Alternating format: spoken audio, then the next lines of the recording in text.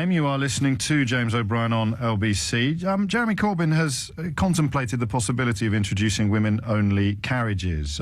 He said he'll consult on it in the event of, I suppose, ultimately becoming Prime Minister. Of course, what Jeremy Corbyn is rapidly realising is that the media doesn't really accommodate words like consult or contemplate. The media wants a headline. So, according to most of the media, Jeremy Corbyn wants women-only train carriages, as opposed to a conversation about them. I imagine he just wants the conversation first and then find out whether it's a good idea or not. But what we do know is that the incidence of sexual harassment of women on trains in particular is growing. So Jenny and Tom taking us through the papers as we take a look at the Eye, which has caused a bit of a backlash, I gather, on social media tonight. Corbyn backs women-only train carriages, plans also to tackle the sex tax, including 24-hour hotline. More detail inside on page 4. I think this is an absolutely terrible idea. Apparently tomorrow, or well, on Wednesday, Corbyn is going to talk about tackling sexual harassment, which is a good thing. But this idea for women-only rail carriages is terrible for many reasons. I guess the first one being, what happens to the women who don't go in the women-only carriage? Are they fair game? Is that the equivalent of wearing a short skirt? You should be in the women's-only carriage, otherwise you can expect to be pestered. The other thing is, it assumes that women have to act proactively and defensively because all men are potentially going to be sexually harassing them, and so it's up to women to protect themselves. I think we need to put the energy, if we want to stop sexual harassment, we need to put the energy into educating young boys so that they don't grow up to think it's all right to sexually harass women, rather than putting the onus on women to ghettoise themselves. So that therefore, they is don't he get being victimised. sexist? I don't know if I'd go as far as to say that he's being sexist. I think he's being massively wrong-headed. If his intention is to help women, this kind of idea isn't going to help at all. As it says in this article here, of course, they tried this out in India. There are women-only carriages in India, and we know how great it is for women in terms of sexual harassment in India. It doesn't help. But did you know, I'm reliably informed, that British Rail had women-only carriages until, I think, 1957? 77, actually. And I'm sure there weren't any sexual attacks until after 1977. I think, for me, this is a pretty insulting initiative.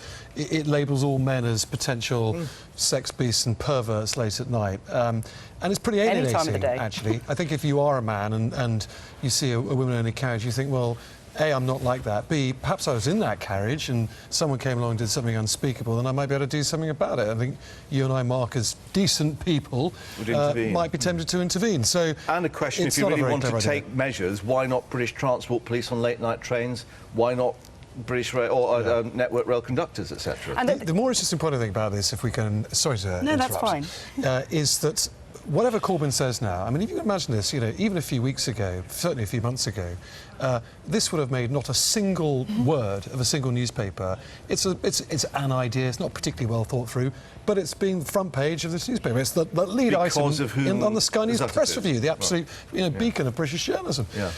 So the Corbyn effect is quite extraordinary, and it's going to change British politics for years. Mark my words. Observation I made a minute ago about Jeremy Corbyn finally learning that being reasonable, measured, contemplative, thoughtful, consultative, collegiate just doesn't wash with the British media. You've heard your headlines today. You've read your headlines today. Jeremy Corbyn wants women-only train carriages.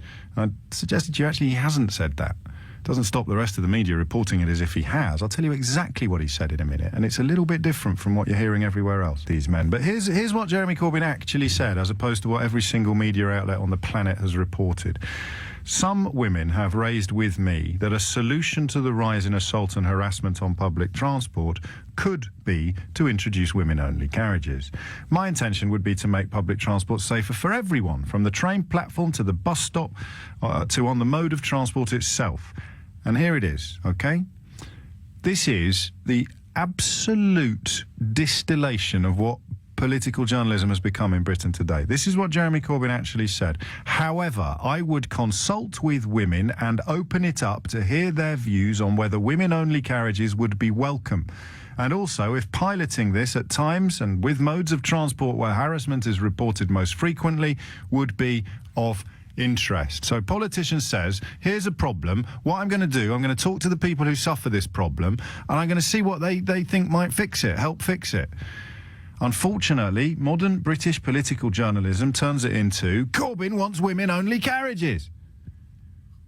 And you wonder why all the other politicians on the world stage or on the national stage are terrified of saying boo to a goose.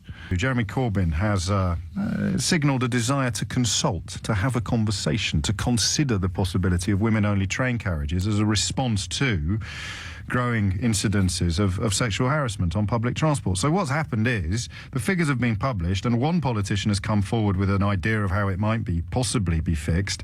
And of course, by the time it reaches your morning newspaper, this is Corbyn wants women-only train carriages. I fell into that trap until you pointed out to me what he'd actually said, as opposed to what the newspapers and other media were telling me he'd said. Well, now we know. Kind of, as the bus moved away, there was a lady opposite me who just said, "Oh, well done for that."